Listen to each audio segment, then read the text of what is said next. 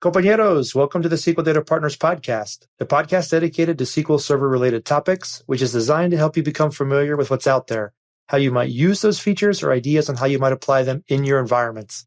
I am Carlos L. Chacon. And I am Steve Stedman. We are two data professionals trying to help others get a better handle on their database environments, either through this podcast, our training, or our consulting practice. Thanks for joining us on the SQL Trail. Welcome to the show. SQL Data Partners.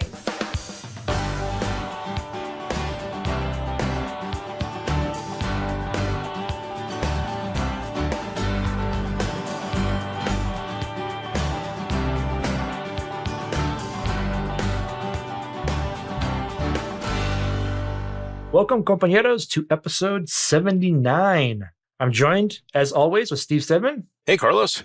How's it going, sir? It's going good. And welcoming in the new year, trying to get things started off on the right foot still. This week's episode, I'm excited to have Andy Leonard with us. Andy is a friend. He's lives about an hour southwest of Richmond, Virginia, which is where I'm at, and was instrumental in kind of getting the local user group up and kind of a Richmond legend, if you will, at least in the IT community, particularly in the SSIS community, which is why we wanted to have him on today. We're going to be talking with him a little bit about the SSIS Catalog, some of its nuances, and some of the things that he's been doing to help make migrations of packages easier, and some of his thoughts around that. And given the topic is the SSIS Catalog, the direct link to the podcast is sqldatapartners.com/SSIS Catalog, where you'll find the show notes. That's right. Okay, and with that, it's time for SQL in the News. So our first item, SQL in the News.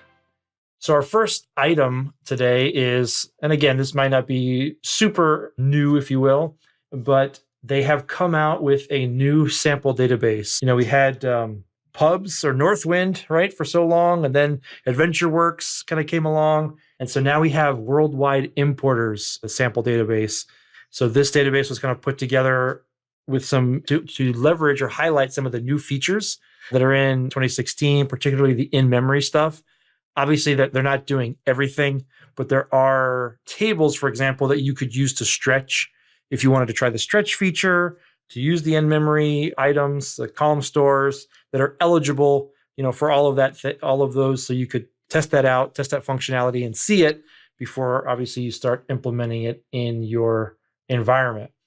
The other interesting thing about this is that it suggestions or thoughts on what they think it should look like. And so, again, we'll have that link on the show notes today as well. Nice. I'll have to check that out. Other things in SQL Server news. One of the things that's come up in recent conversation, actually, I don't remember when this was, but it was around the Database Tuning Advisor, and somebody had made the comment about how it needs some work, it needs some help because there's not a lot been done to it recently. And then I noticed just a couple days ago, Microsoft announced on their one of the blogs on TechNet that column store indexes and query store support are being added into the Database Tuning Advisor.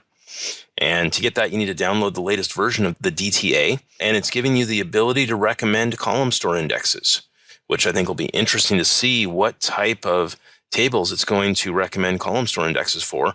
And it's also going to give you the ability to use the workload that's from your query store when assessing what indexes you want or may be useful. Oh, wow. And that will be the trick, right? I think that's the big drawback, if you will, to the DTA is that the sample sizes generally just aren't big enough. Yep. And we talked a little about this in episode 57, when we talked about things we change about SQL Server. And yeah, now that they can plug into the query store, that will have much more information. I mean, almost kind of like that running tally of how things are going. And I think it'll provide much more accurate information.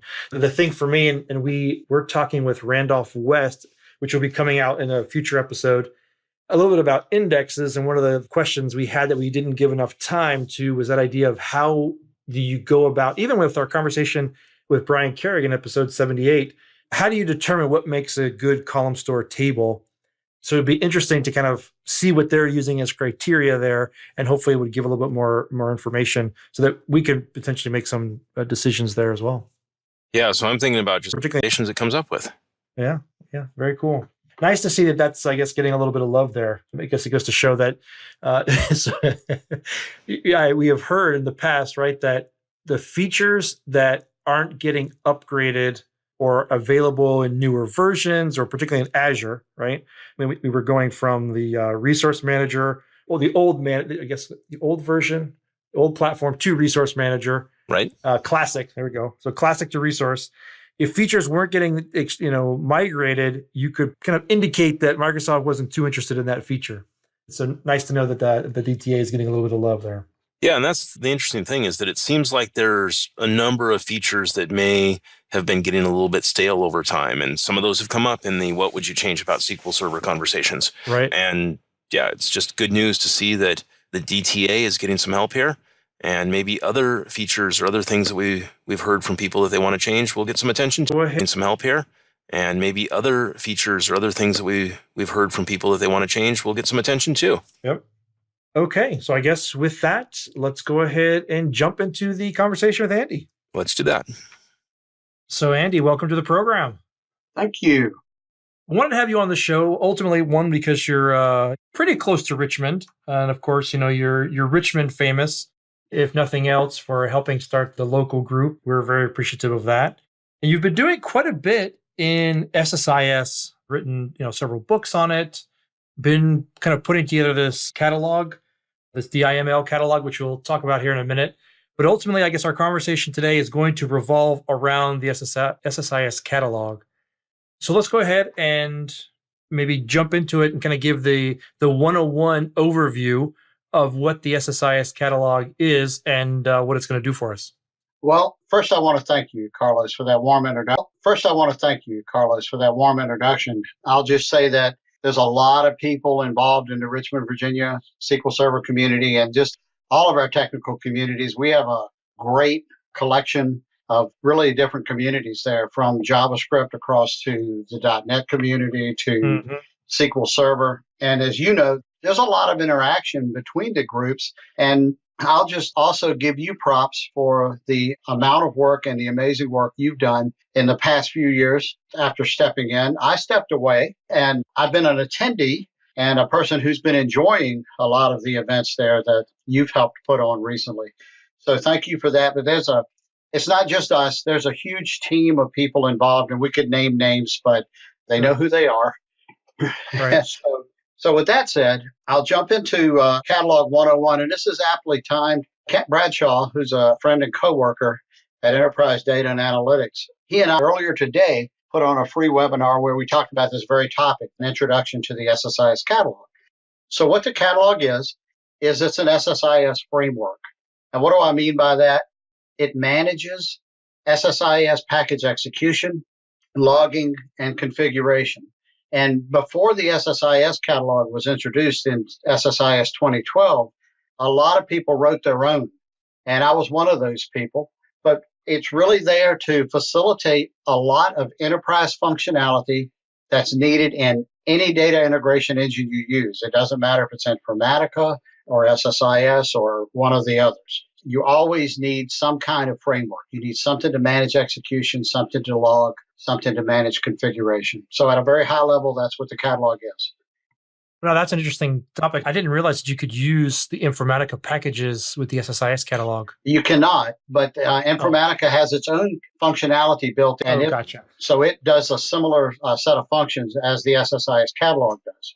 So then with the SSIS catalog, people can still run SSIS packages without it, but you get a lot more functionality in the logging and capabilities there if the catalog is installed and used. Is that correct? You absolutely can, Steve. Microsoft, the way they built SSIS starting with 2012 is they realized they were offering this big shift in paradigms for execution. And they made the existing way of operating, they made that backwards compatibility very easy to accomplish inside of, I guess, the new paradigm. So what they did was they gave the old way of executing packages a name. They called it a package model and a package model deployment. That is the old way of doing things. And then they created a new default called the project deployment model. And so in order to execute packages in the catalog, you need to have them in that project deployment model. And that's a solution, the SQL Server Data Tools or SSDT solution that you built. They really created this very rich, very verbose, I've never seen it fail once, wizard for walking through first importing packages into SSIS 2012, 14, or 16. And they come in as this package deployment model if they're earlier than 2012. And then once you walk through that wizard, they're now in the package deployment model. And then after that, if you want, you can convert that project to a project deployment model and deploy it to the catalog and run it there. But you're right, Steve, you can do everything the way you've been doing it for 10 years, if you'd like, even in 2016. So, yep. However, there's a lot of benefit to using the catalog and not doing it the old way or the package deployment way. There are some benefits to doing it that way. Really, the way the logging engine has been architected for the catalog, that was a big step. That was a big step in the right direction. Microsoft decoupled a lot of things in that way that logging works. And just because of that, you get package performance boosts anywhere from maybe 20%, to a couple 100%. So you can see, just a performance boost just by importing the projects from, say, running in the file system to running in the SSIS catalog. And it's all around that logging. Interesting. That's a good point to know then. So if you're having performance issues, it might make sense to just try moving them into the SSIS catalog and see if that improves things. Absolutely. And, a lot of people schedule jobs in SSIS, especially if you're running against SQL Server. And if you're using SSIS, you have to have SQL Server. Although the engine itself is free and you can develop and run in the debugger anything you'd like, in order to have it run outside of that development environment, you need to have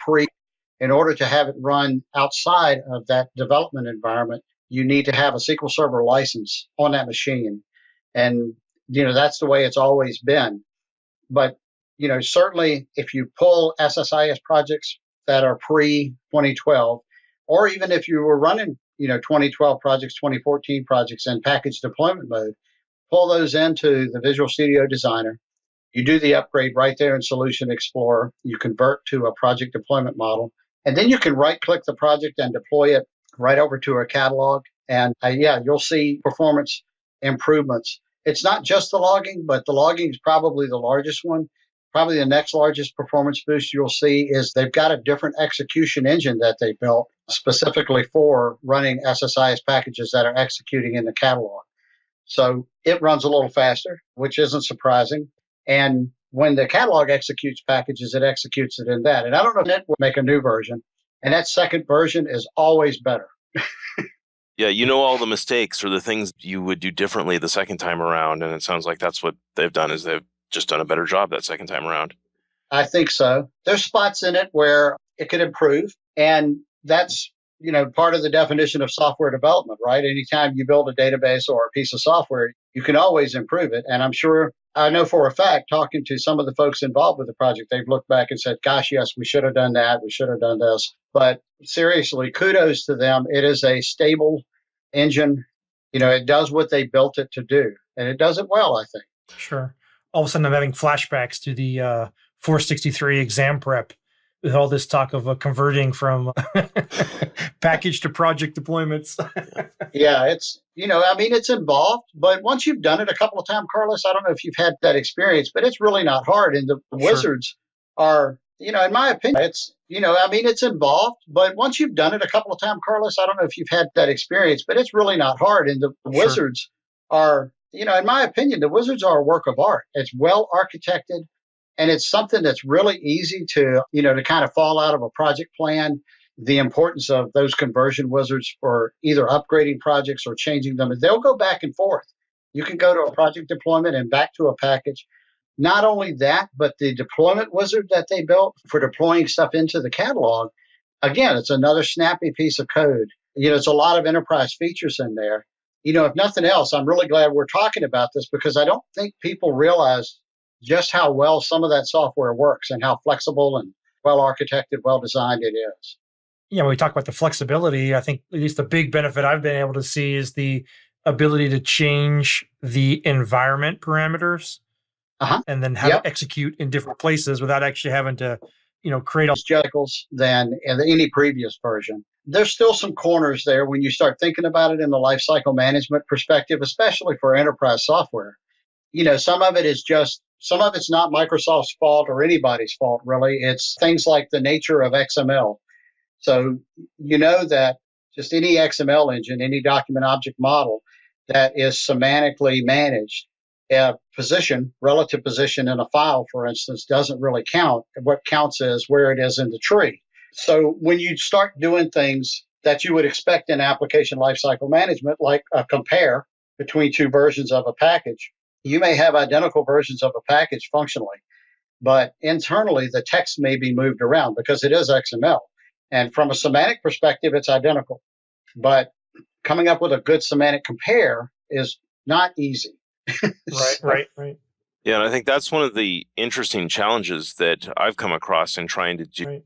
Yeah, and I think that's one of the interesting challenges that I've come across in trying to do source control around SSIS packages is that you commit it to source control and then it tries to do a text-based diff, and you end up with a lot more diffs than what you might have expected because things shift around in the XML. It is very challenging, yeah. And even the act of deploying an SSIS package to the catalog alters some of the values that are stored in there. Some of those are, just insignificant things, like there's a last deployed field that may be, updated. But there's some other things that actually happen to the package XML itself. For instance, the package protection level is set to a value that in 2012, 2014, 2016 does not appear in the list of protection levels. In the old days, there were 6, and they were don't save sensitive. It's all around sensitive information. So there was don't save sensitive, encrypt sensitive with user key, encrypt sensitive with user key, encrypt sensitive with a password, encrypt all with the user key, encrypt all with a password. And then the 6th one, which isn't in the new stuff, in the old days, there was one called server storage. And that primarily existed so that you could set your packages to be encrypted on server storage. And that was only used when you deployed to the MSDB database, which you can still do. That's part of package deployment. But what they did when they created project deployment is they made the SSIS catalog, the SSIS DB databases. It uses encryption. And in order to create it, you have to supply a password that will salt the encryption. In order to restore it, you also need that password. I know we're going to talk about that in a minute. What happens is in the act of deploying, it changes whatever protection level you set for the development environment into the equivalent of server storage. But again, that's not in the list. Pretty simple server, native encryption, transparent data encryption, and that's pretty rock solid. I know a lot of people have moved to that. And I was absolutely thrilled when SP1 came out. At the time of this recording, we're doing this at the end of December 2016. Back in November at the Build conference when they announced SQL Server 2016 SP1, and they made encryption available across all of these editions and so much more. It was really nice to see that. So then in the past, prior to that announcement, the TDE option or transparent data encryption, that was only available with Enterprise. Did that mean that you had to have Enterprise edition of SQL Server to use the SSIS catalog in this encrypted mode? Yeah, that's a great question, Steve. You did not. They had encryption. I don't know how they did that, but no, you had it in standard. What happens when you create an SSIS catalog? There's a backup of the SSIS DB database. That's how they did that, but no, you had it in standard. What happens when you create an SSIS catalog? There's a backup of the SSIS DB database that ships with SQL Server. It's actually still there if you go look. Any place that you've checked the box for integration services in your installation, if you go dig through program files in the DTS directory, you're going to find an SSIS db.back file. And what you're doing with the GUI that they supply in SSMS, when you create a catalog, you have to enable SQL CLR. It has to have that if it's not already enabled, because all of the execution and a lot of the validation and other functionality that occurs in the catalog is actually happening down in the .NET framework. So there's a lot of SQL CLR stored procs in there. So that part has to happen. And you have to supply a password because you're going to be using that encryption. Okay. That's a good transition, I think, for us then into familiar with normal backup and restore, but they may have never done it with the SSIS catalog. What kind of things do you need to know or do you do differently when you're doing that? Well, there's a great article out at MSDN, and I think there's a companion article over in TechNet. Both say basically the same things, that they walk you through this process. In a lot of ways, it's like restoring any database that uses encryption. So whenever you're using encryption, you have certificates and you have, passwords and all of that sort of stuff. The catalog has all that as well. In addition to that, there are some users, some logins that you need to create to fully restore to operational status in SSIS Catalog. One of the things that I get calls on, and it's a tragic call, is someone will have lost, the database. They will have been backing it up for years, and SSIS DB's out there, and it's all backed up. Restore, the database. They will have been backing it up for years, and SSIS DB's out there, and it's all backed up. And they say, I'm having trouble. I restored it. You can actually restore it without the password. You can do a standard restore, and it'll come in there, and a lot of your metadata will be present. You can get to it and read it. But when you try to start executing packages from that, or when you try to export a package, for instance, or deploy a package to that catalog, all of a sudden you're getting these quirky errors you never saw before. And what's happened is the encryption is broken. And in order to make that work and work correctly, you have to follow those instructions out there at the MSDN and TechNet sites. I wrote a blog post about it. I know you guys sometimes include blog posts. I blog at SQL Blog, and if you go to SQL Blog and click on my name, and then you can search for Restore SSIS Catalog. And I took it from the perspective of what it's like when you try to deploy an SSIS package or project to a catalog that's been restored incorrectly. So I started with those error messages and kind of worked through, this is the problem you have now, and here's how you can solve it. And I included my template script that I use all the time. I gave it away, but it creates the users and the logins you need. I put dummy passwords in for a bunch of stuff. And you just go in everywhere. I marked places where you need to update it because I don't want you using the same passwords I provided.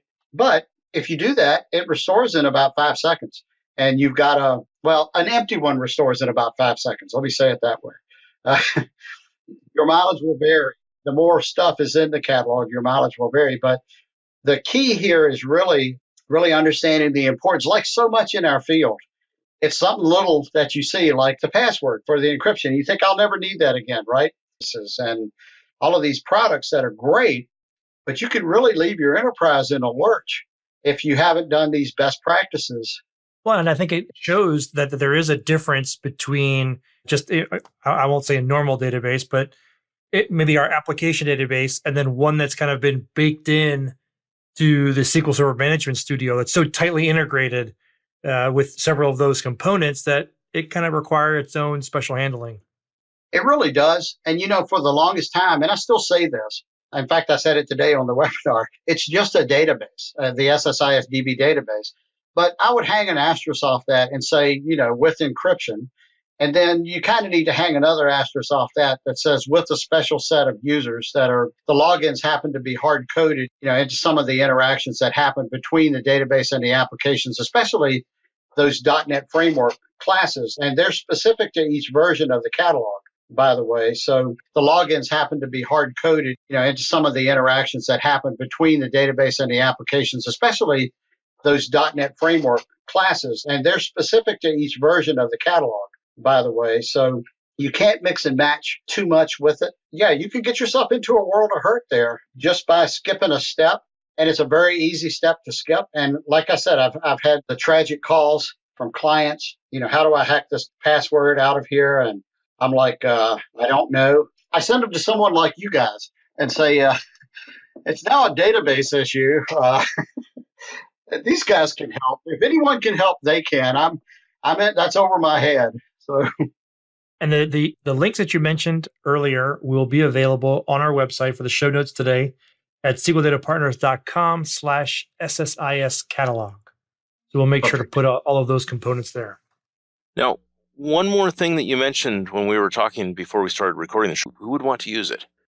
Well, it's great timing, Steve, to bring that up at this point in the conversation, because an option to remembering, all of your old passwords and stuff that you may or may not have available is to export this metadata. And the SSIS catalog has a slew of metadata associated with it. Carlos mentioned earlier about environment variables and parameter values. You can store all of this configurations metadata in the catalog itself. And as Carlos said, if you set up a life cycle where, say, you're moving from dev to test to hopefully QA and then production, something like that.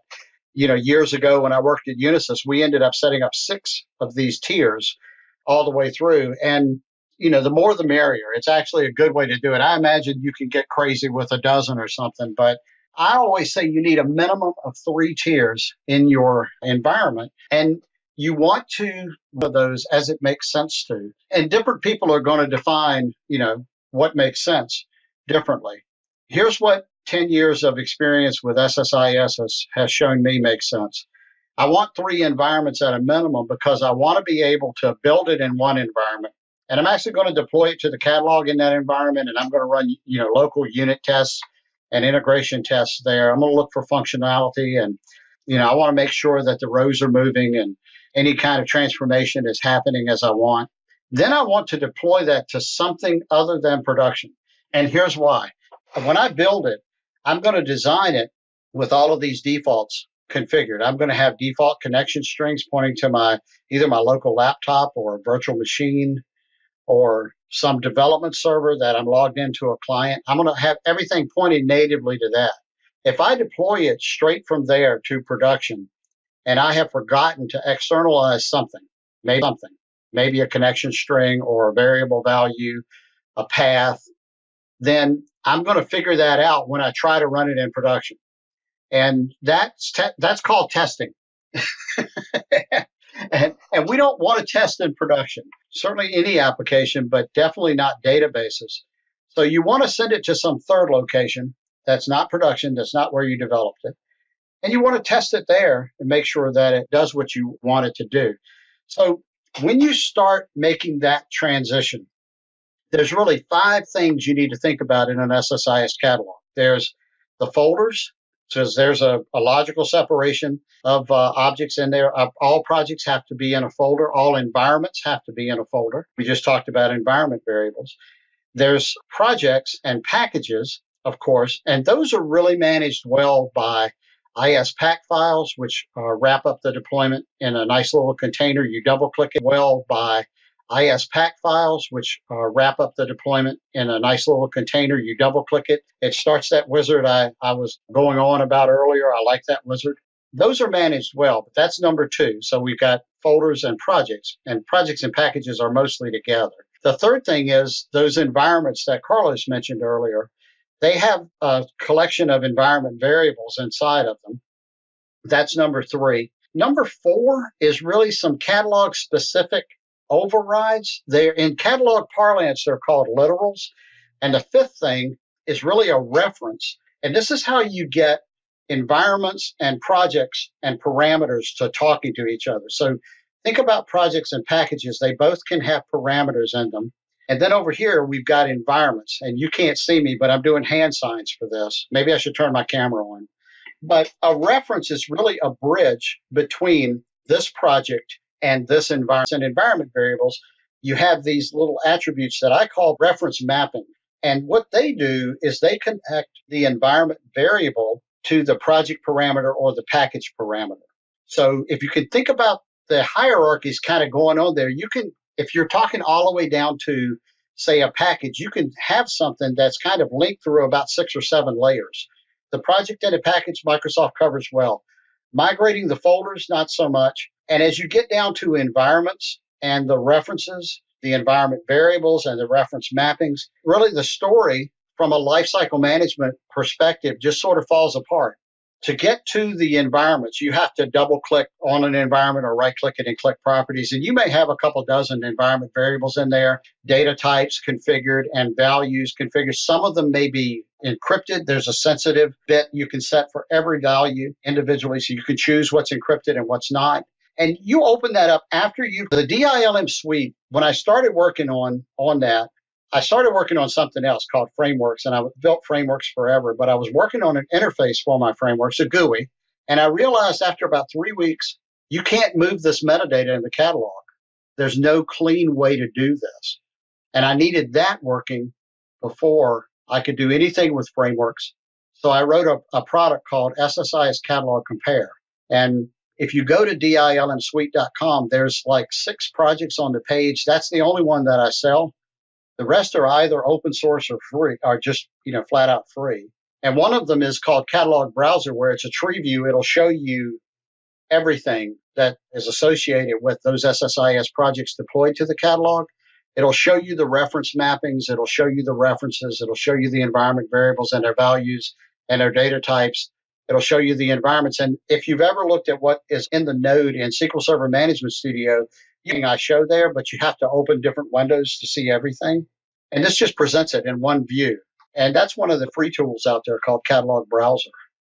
Okay, so the Catalog Browser and Catalog Compare, those are then applications that are built using the DILM framework. Is that correct? That's a fair way to say it.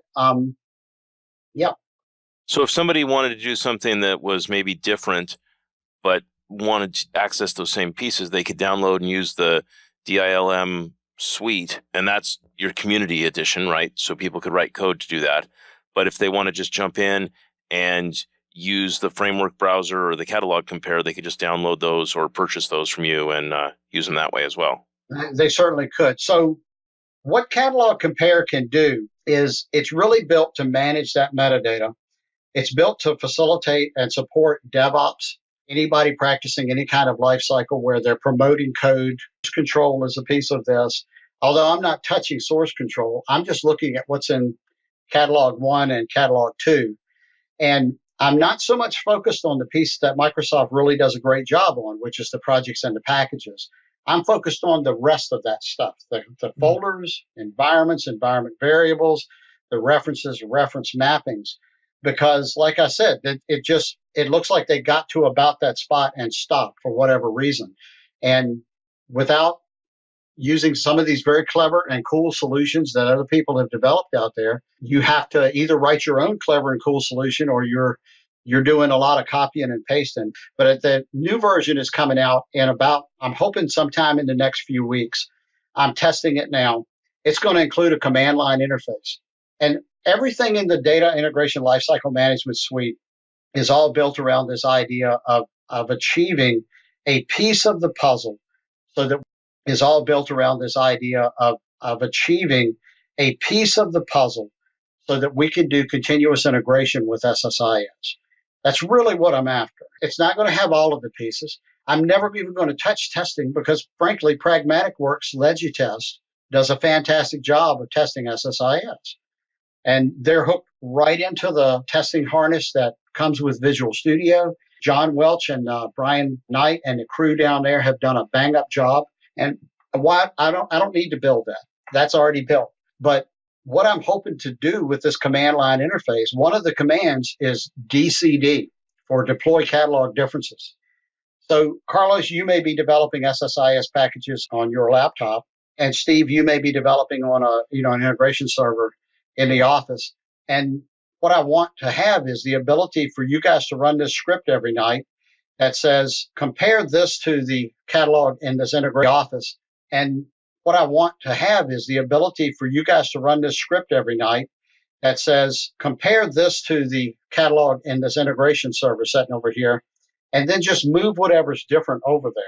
So whatever I have that I built today, that since the last time the script run, go ahead and deploy those differences to this integration server. So now we've got that piece of the continuous integration going, right? We've got a target server where everything syncs up.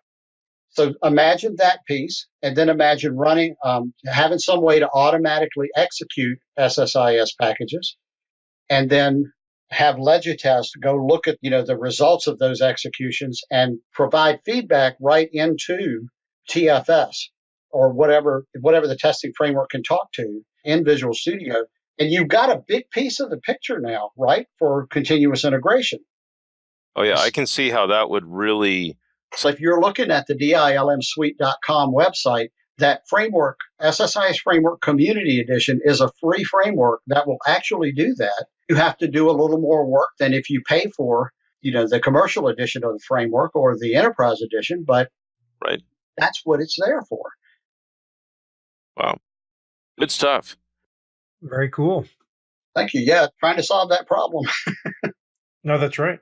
So thanks for the conversation, Andy. Should we go ahead and do SQL Family? Absolutely.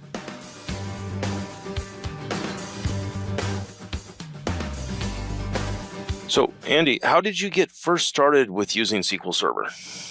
So it was in the 90s, and I was doing manufacturing automation at the time.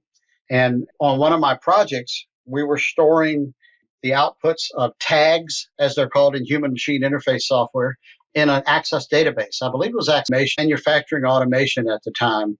And on one of my projects, we were storing the outputs of tags, as they're called in human machine interface software, in an Access database. I believe it was Access 2.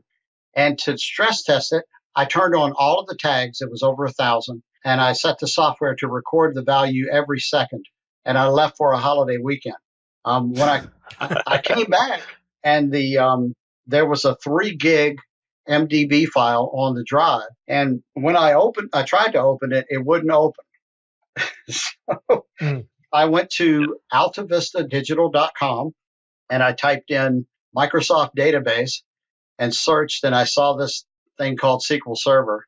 This was about 20 years ago, maybe a little more. And Carlos, I don't know how long you've been around the Richmond area, but back then, they used to have these computer and software sales shows over at the show place in Mechanics. I entered 6.5 for like $20.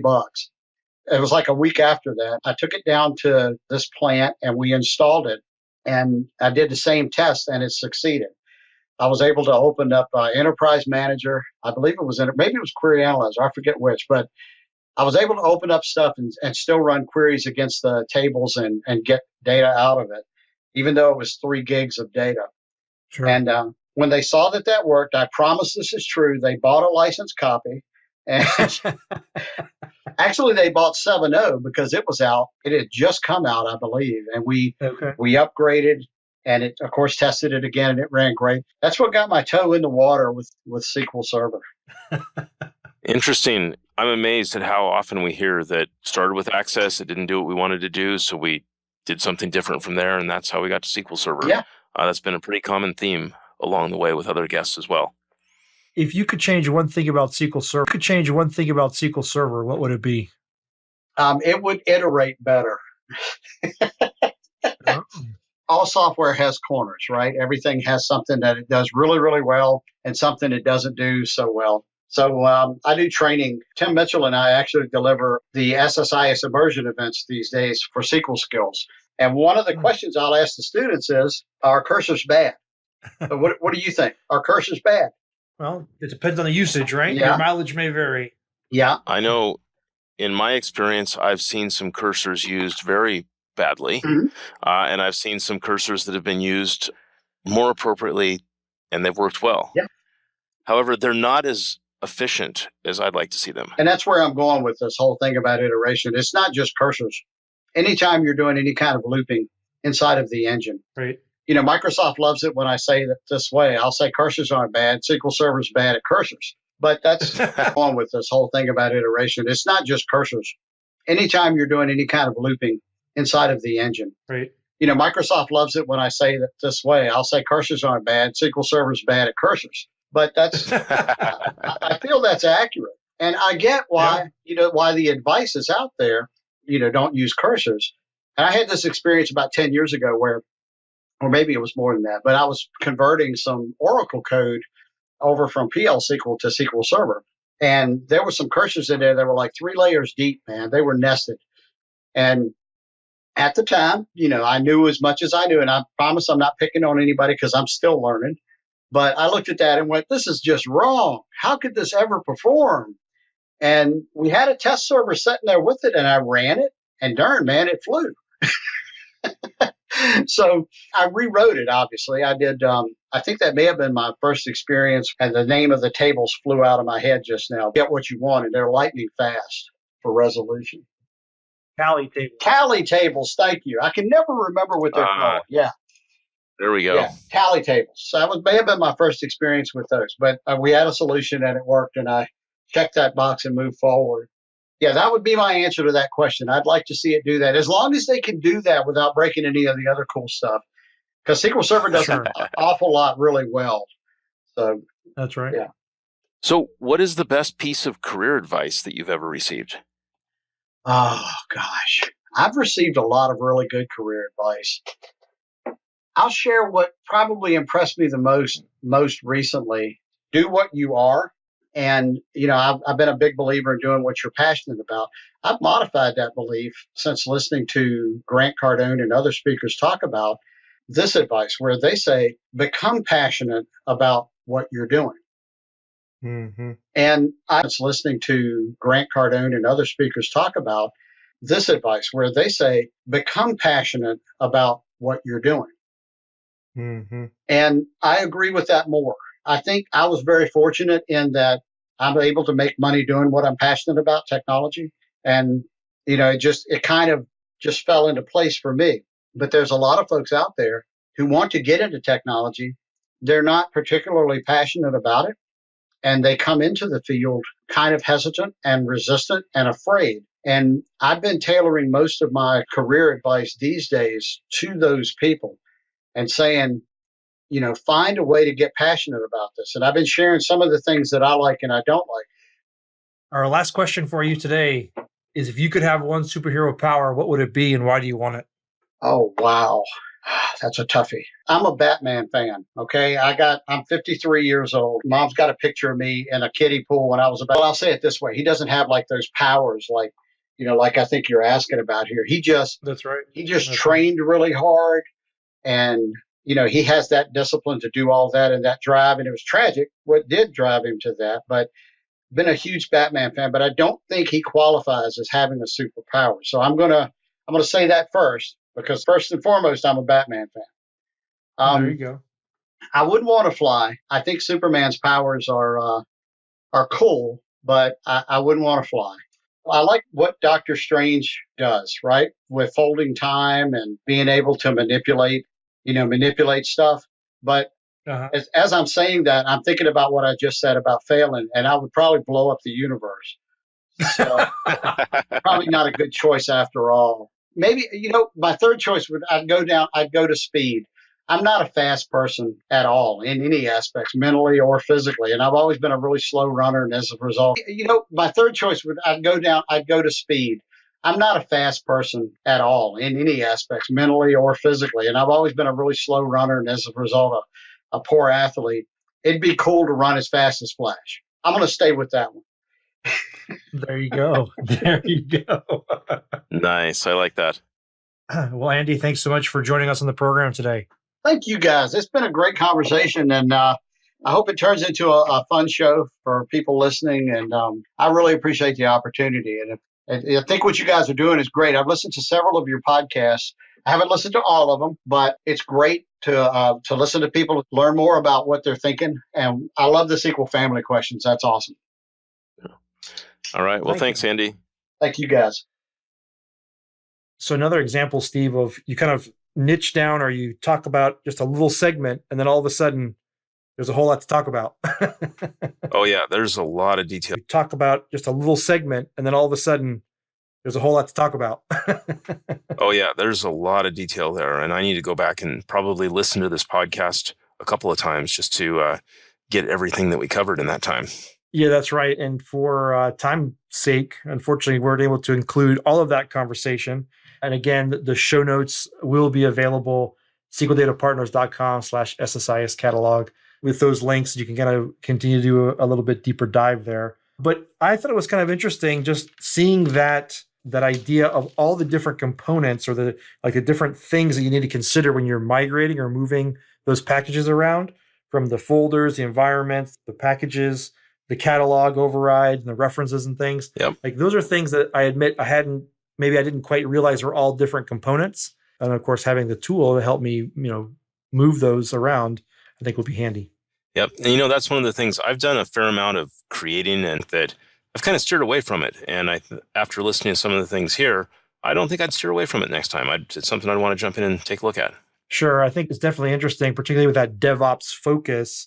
Andy's suggestion of having the 3 environments, right? So I have a development environment, and then I'm going to push it somewhere, and that somewhere shouldn't be production. Right. Right. Because I'm going to test all of those components, and that test shouldn't first be in production. I just wonder how many environments out there are actually putting in those 3 levels. I have to admit that I guess I'll say 100%. And that could be wrong. Maybe I'm misremembering some previous environments. It's pretty much I test it and I toss it up to production. But I think it's an interesting thought to think about. Yep. Again, particularly when you're looking at some of the new features like the environments and whatnot. Try that someplace that's not production. Yeah, and it's interesting because that place in the middle, I've worked in environments where we've gone from simply just a testing environment and a production environment to place in the middle. I've worked in environments where we've gone from simply just a testing environment and a production environment to add a staging environment halfway in between to test those things on before they deploy. But it's interesting because when you do that, you almost need a couple different staging environments because you find out that QA will need it for one reason and development wants it for another reason. And next thing you know, you've got 4 or 5 environments in the middle that are doing different things, and still better than not having it, but it can become a bit of a management nightmare. No, that's right. I think so that processes become very important in something like that, and deciding and kind of all getting along and playing along, schedules. And of course, obviously automation helps that which again is kind of the bread and butter of DevOps. Yep. And so, if you have those places, those processes in place, it will obviously help you in the long run and allow you to go faster. Yep. Definitely good information. So, yeah. Another thing sorry if I'm not pronouncing that correctly. And what did he have to say, Carlos? So Eric was chiming in about episode 72. Episode 72. Thank you. Episode 72, and was curious about testing. So episode 72, we were talking about testing automation for business intelligence with Lynn. And his question was, are people using open source tools like T-SQL-T and or fitness for regression testing of ETL jobs? And I can't speak for the fitness components, but I am happy to say that we have reached out to Sebastian Main, who is up in the Philadelphia area and the creator of the T-SQL-T framework. And so we'll have him on the show later, and he can talk to us a little bit about that. Yep. So, I know T-SQL-T is certainly one of those interesting products, and I've talked to Sebastian in the past, and he's just has so much information on how to use it. I think it'll be great to have him on the show. Right. And I guess if are people using it, information on how to use it, I think it'll be great to have him on the show. Right. And I guess if are people using it, if it's an indication, I mean, Redgate has pretty much integrated it into some of their SQL Cop. Like SQL Cop is the one that I'm thinking of. There may be other tools, but kind of from that like unit testing perspective, that's the framework they're using. So obviously people are using it by default, I would say. Well, awesome. I think that's going to do it for us today, compañeros. As always, you can reach out to us on Twitter if you have a comment. You can leave that on the show notes as well, SQLDataPartners.com/SSIS Catalog. You can reach me on Twitter. I am at Carlos L. Chacon. And I am at SQL EMT. At the beginning of the program, the SQL in the News music was done under license of Creative Commons by Mansardian. And as usual, we're always looking for feedback. So if you like what we've added with the SQL in the News section, let us know. If you don't, we'd love to hear what people think. Or if you have your own news, we like to talk to newsmakers as well. Let us know. So thanks again. Another great episode, and we'll see you on the SQL Trail.